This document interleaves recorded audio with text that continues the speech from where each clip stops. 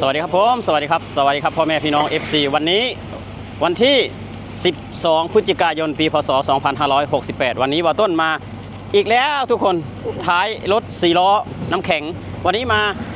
เห็นเบาลังอีกแล้วสวัสดีครับเบาลังสวัสดีครับสวัสดีครับสวัสดีครับ FC ว่าต้นวัดสุขุมทุกคนสวัสดีครับเบาลัง FC ถามหาเจ้าเบาลังไปใช้ว่ะ FC ถามหาลายได้บ่ช่วงนั้นบาลังง่ายงานใหม่ไปหาประสบการณ์ชีวิตย่างงานใหม่ไปจากเดือน2 เดือนกว่าโอ้2 เดือนกว่า2 เดือนกว่าเลยเป็นทางไหนไปอยู่พุ่นไปทางพุ่นมันบ่คืออยู่นี่บ่หรือจังไดมันบ่คือแล้วไปพ่อตะแก่ใหม่นี่แห้งนักกว่านี้อีกแบบจังไดล่ะบ่คือเก่านะโอ้เพิ่นก็บ่ได้ดีซ้ำเฒ่าแก่ที่ว่าเฮาอยู่คู่มื้อสินะคือว่าอยู่นำเพิ่นนี่เฒ่าแก่นี่เพิ่นดีซอยเข้าห้องเข้าจริงอย่าง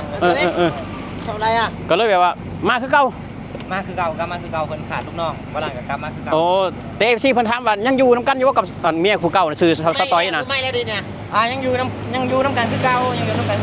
ยู่กับสตอยคือเก่ายังอยู่สตอยคือเก่าเขาว่าคันเบาลังป้าและ FC จะจีบได้สตอยน่ะให้บ่ได้แล้วพี่น้องเอ้ย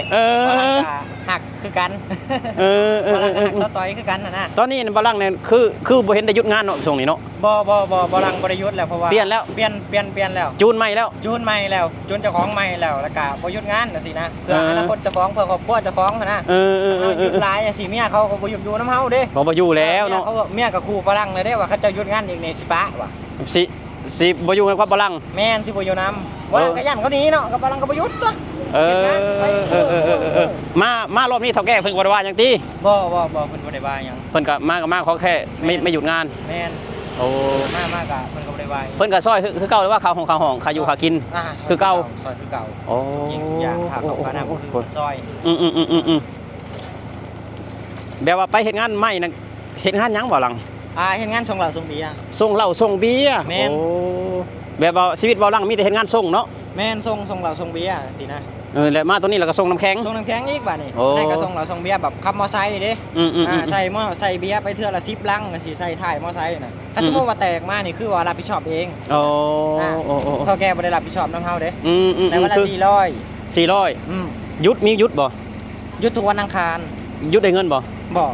โอ้แสดงว่าเดือนนึงก็เฮ็ดงาน26มื้อแม่นหยุด4มื้อค่าห้องเพิ่นก็บ่ได้ซอยแบบนี้นะกินได้กินอยู่จังได๋กินนี่คือกินเองอยู่เองวันละ400วันละ400โอ้แต่อยู่นี่เด้อยู่นี่คือแบบวันละ580ผู้ได้บ่โอ้550ผู้ได้เพราะว่าค่าข้าวค่าน้ำอีกเด้ค่าแรงน่ะ300เพิ่นให้อยู่นี่นะแม่นแต่ค่ากินวันละ200แม่นค่าห้องเพิ่นให้อีก1,000แม่นแต่ว่าเพิ่นเลี้ยงเขาอีกชั่วมื้อนะมื้อละมื้อละคาบอยากกินหยังก็กินตอนเที่ยงนี่กินตอนบ่าย3นี่โอ้อยากสั่งหยังกินก็กินเลยเพิ่นบ่ได้ระบุว่ากินหมูปิ้งข้าวเหนียวนะบ่อยากกินหยังก็สั่งกินเลยในร้านอาหารตามสั่งแม่นสั่งกินเลยคือแบบเฒ่าแก่เพิ่นพี่สตาร์อย่างนะเฒ่าแก่เพิ่นใจดีสมมุติว่าบ่ลังนอนตื่นสายนี่เฒ่าแก่เพิ่นโทรตามบ่โทรคุมื้อโทรซุมื้อโอ้โหทุกคนเฒ่าแก่โทรตามลูกน้องทุกมื้อยังเคยเฒ่าแก่โทรหาไปไหนคือมาตื่นเลยบ่ลังนอนเด้อบ่หลังนอนดึกโอ้เป็นยังคือนอนดึกบางเทื่อกับปลินก็บ่อิ๋วกับเพื่อสิมานะก็เลยเด้อไล่ช็อต TikTok แน่แล้วไผไปเฮ็ดงานก่อนหมู่ซุมื้อนะบ่ยีไปก่อนซุมื้อแม่นบ่ยีนี่ยอมรับเลย100%ล้านเปอร์เซ็นต์เลยบ่ยีนี่บ่ค่อยหยุดงานไปแต่ดึกอีกนี่คือบ่ยีคือที่1เลยนะคือบ่ยีเราบ่ได้กินเหล้าเนาะเรากินแต่เบียร์เนาะบ่ยีเนาะเราก็เลยนอนตื่นเช้ากินเหล้าแม่นแล้วบุหรี่ก็บ่ดูดอีกบ่ยีน่ะเรากินแค่เบียร์อย่างเดียวแล้วก็บ่มักลิ้นมักเที่ยวได้บ่ยีเป็นคนเก็บเงินคือบ่ลังเห็นมานี่คันไผได้บ่ยีนี่ถือว่าโชคดีเนาะโอ้แนวมันแหละแต่บ่ยีเพิ่นก็ยังโสดเหรอวะโสดสถานะบ่ยีก็ยังโสดคือบ่อิ๋วก็มีเมียแล้วบ่ลังนี่ก็มีเมียแล้วมีครอบครัวแล้วคือบ่อิ๋วนี่ก็เมียเมื่อบ้านช่วงนี้นะเพิ่นเมื่อบ้านได้ประมาณ2 เดือนแล้วมั้งเมียเพิ่นเมื่อบ้านโอ้ผัวก็เริ่มนอนตื่นสายแล้วซุมื้อนี่แม่นบ่เริ่มนอนตื่นสายคือกันกับบ่ลังอ่ะแหละคือกันบ่อิ๋วนี่ก็เมียเมื่อบ้านก็เริ่มนอนตื่นสายแม่นเป็นหยังเขาเป็นหยังเมียเมื่อบ้านคือนอนตื่นสายน่ะเป็นหยังเป็นจังได๋ไล่สด TikTok ไล่สด TikTok เด้อเพื่อสินอนบางเทื่อในไล่ช็อต TikTok แต่ละมื้อนะไล่ช็อต TikTok แต่ละมื้อนั่นประมาณ4 ทุ่มคันซุ่มคือสมมุติว่าเมียบ่ลังนี่เนาะ เลิกงาน4 ทุ่มนี่บ่ลังต้องได้เมื่อได้4 ทุ่มเมื่อไปหลับบางเทื่อบ่ลังบ่อยากเมื่อก็โทรมานำให้บ่ลังก็ต้องได้เมื่อบัดนี้ลัง4 ทุ่ม5 ทุ่มได้บ่ติดตามชีวิตประจำวันสินะวัยรุ่นคือว่าล่ะแต่วัยรุ่นนั่นคือมีเมียวัยรุ่นจังได๋เดี๋ยวนี้ก็เริ่มแล้วนี่เริ่มพัฒนาแบบว่าเจ้าของว่าเจ้าของเป็นผู้ใหญ่แล้วแบบมีความรับผิดชอบจังซี่เลยสมมุติว่ามีลูกมีเต้าภายหน้าภายในอย่างซี่ได้ก็ต้องแบบว่าคือเพิ่นมี FC เพิ่นถามหาบ่ต้นคือบ่เฮ็ดคลิปกับเบาลังแน่คิดฮอดเบาลังเพิ่นว่านะโอ้ยเบาลังเพิ่นเมื่อบ้านเพิ่นเลยย้ายงานใหม่คือบ่ได้ติดต่อกับบ่ต้นเลยตอนนั้นก็บ่ได้ติดต่อเนาะแม่นบ่ได้ติดต่อได้ช่วงนั้นบ่ต้นช็อตแห้งช่วงนั้นน่ะช็อตแบบใดช็อตแบบใดช็อตเงินช็อตทองพร้อมแล้วช่วงนั้นไฟช็อตบ่รู้จังได๋โอ้ยช็อตจนใหม่ช็อตเงินบ่มีเงินบ่มีเงินพร้อมช่วงนั้นก็เลยบ่อยากติดต่อหาหมู่สินะเฮาบ่มีเงินหมู่สิเว้านำมาบ่ว่าสิขึ้นแน่นี่แล้วเจ้าของโอ้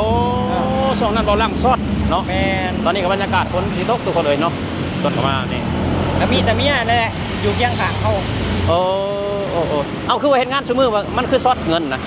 ช็อตแล้วบางเทื่อมันกินหลายใช้หลายจังซี่นะคือบ่ลังกับไปอยู่ใหม่เฮ็ดงานใหม่สิปรับโตเจ้าของยังบ่ถือโอ้ปรับตัวยังบ่ได้วันละ400ก็กินเองอยู่เองแม่นได้ครับโอ้ทุกคนเนาะนี่ก็คือแบบว่าบทสัมภาษณ์เบาลังเพิ่นย้ายไปงานใหม่ย้ายไปงานใหม่แต่ก็เพิ่นก็บ่ได้ต่อเพิ่นบ่ได้ต่อบ่ต้นเลยเนาะช่วงนั้นก็ได้ช่วงนั้นก็เพิ่นว่าเพิ่นซอดเพิ่นบ่มีเงินช่วงนั้นปรับโตใหม่เนาะเฮ็ดงานใหม่ปรับโตใหม่ก็เลยแบบว่าชีวิตก็อยากขาดเคินเลยเงินแน่แล้วก็บ่ได้ทักมาหาบ่ต้นเนาะแต่ตอนมื้อนี้ก็เพิ่นกลับมาเฮ็ดงานสวนน้ำแข็งคือเก่าแล้วทุกคนเฒ่าแก่เพิ่นก็ยังรับคือเก่าเฒ่าแก่เพิ่นก็ดีคือเก่าแหละทุกคนเลยถือว่าบ่ต้นว่าเฒ่าแก่อยู่นี่ถือว่าโอเคนะทุกคนบ่ต้นก็ฮู้จักเพิ่นมา10 ปีแล้วแหละบ่ต้นมาอยู่นี่ก็ฮู้จักเพิ่นเลยทุกคนเพิ่นก็นิสัยดีเนาะมีหยังก็ให้ลูกน้องกินเป็นกันเองลูกน้องแต่เวลาเหตุการณ์งานลำเกลือเพิ่นก็ให้เนี่ยทุกคนเพิ่นให้จริงจังเด้อเพิ่นให้จริงจังแต่ว่าเรื่องเลี้ยงเรื่องให้เงินลูกน้องมันยังนี่ถือโอแฟเนาะเฒ่าแก่แฟถือโอเคทุกคนเฒ่าแก่แบบนี้ยากนะทุกคนยากเลยยากคือบ่ลังไปหาประสบการณ์มานี่โอ้บ่มีบ่ได้ดีซำนี้แหละไปคิดมาน่ะเฮาคิดออกคิดว่าไปหาประสบการณ์เฮาคิดผิดมาเบิ่งเจ้าของคิดผิดเจ้าของคิดผิดก็เลยว่าถ้าสมมุติว่าเพิ่นขาดลูกน้องก็ได้ก็อยากกลับมาแล้วบ่ได้แล้วเพิ่นว่าเพิ่นขาดลูกน้องเลยกลับมาได้แต่เพิ่นฮับจังซี่นะโอ้เพิ่นก็ฮับคือเก่าแหละคนเก่าเนาะแค่แบบว่าอย่าเซเพเกินไปหั่นนะสำได้สำนึงเพิ่นก็โอเคอยู่เฒ่าแก่โอเคเนาะทุกคนก็ลงปุ๊บปั๊บน้ำแข็งนี่ปุ๊บปั๊บน้ำแข็งปุ๊บปั๊บทุกคนแบบนี้น้ำแข็งกระสอบน้ำแข็งก็ขาวสะอาดเนาะขาวสะอาดอันนี้ก็ส่งแรกทีแรกก็ประมาณอันนั้น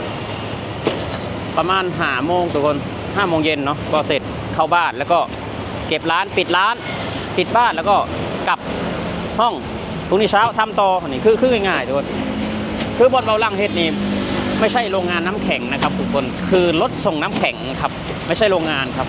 รถส่งน้ำแข็งคือเท่าแก่ไปรับน้ำแข็งแล้วก็มาส่งบ่แม่นโรงงานเนาะบ่แม่นโรงงานไปรับมาแล้วก็ส่งให้ร้านถือว่าบ่นักทุกคนบ่นักบ่ต้นบอกเลยว่าบ่นักคือเฮาส่งซื่อๆเนาะเฮาบ่ได้แบบเฮาบ่ได้ผลิตน้ำแข็งบ่ได้ผลิตคือไปรับมาแล้วขายแม่นไปก็มีคนขึ้นให้อยู่แล้วนี่เวลาไปเอาน้ำแข็งก็มีเพิ่นจ้างพม่าขึ้นให้ต่างหากแม่นจ้างต่างหากก็เฮาไปตอนเช้าไปจัดแจงน้ำแข็งแล้วก็มาเฮ็ดงานส่งน้ำแข็งคือเก่าแล้วก็ไปหับเอาตอนเที่ยงจังซี่นะมีเวลาพักคือการเฮ็ดงานก็ได้พักเที่ยงเนาะนอนเวียเที่ยงเข้างานตี 5พอมาแล้วช่วงประมาณ10 โมง10 โมงแล้วสิแล้วเฮาก็หากินข้าวกินน้ำปุ๊บพักผ่อนบัดนี้พอ12 โมงเฮาจึงได้ไปอีกบัดก็มีเวลาพัก2 ชั่วโมงแม่นบ่แต่ตอนบ่าย 3ก็พักอีกตอนบ่าย 3ก็พักอีกเลี้ยงข้าวอีกบาดโอ้ตอนบ่าย 3พักกินข้าวเลี้ยงข้าวพอดีของเฒ่าแก่แล้วผมกำลังไปพ่อเฒ่าแก่ใหม่เด้อบ่กินนี่ยังกินโค้กนี่ยังหายเลยนะเอ้าเฒ่าแก่ไม่นะเพิ่นบ่ให้กินโค้กนะอันนี้กินได้บ่โค้กนี่เฒ่าแก่นี่โอ้เพิ่นก็ขายโค้กอยู่เพิ่นบ่กินหรอกกินโค้กโค้กดำขวดดำใดนี่คือดำขวดดำใดเพิ่นก็บ่ได้ให้แต่อันนั้นคือแบบคิดเงินเฮาจดเป็นเงินเดือนเฮาโลดได้ถ้าบ่ให้ก็หักเป็นเงินเดือนปรับโลดได้อ๋อเนาะเฒ่าแก่บางเฒ่าแก่ก็บ่คือกันคือเฮากินของกินหยังเพิ่นก็หักเงินเนาะแต่เฒ่าแก่นี่ก็คือบ่ได้หักคือนั่นแหละทุกคนเฒ่าแก่ก็มีผู้หวงของกับผู้บ่หวงของเนาะ โอเคครับทุกคนเนาะสำหรับคลิปนี้เราบอต้นกับเบาหลังเบาอิวก็จะลาพี่น้องไปแล้วทุกคน ครับ มาส่งในหมู่บ้านนี่ครับทุกคนอันนี้คือในหมู่บ้านสวัสดีครับผมสวัสดีครับสวัสดีวิวสวัสดีครับ สวัสดีครับที่มาต้นกินกันเด้อ สวัสดีครับผมสวัสดีครับ สวัสดีครับสวัสดีครับ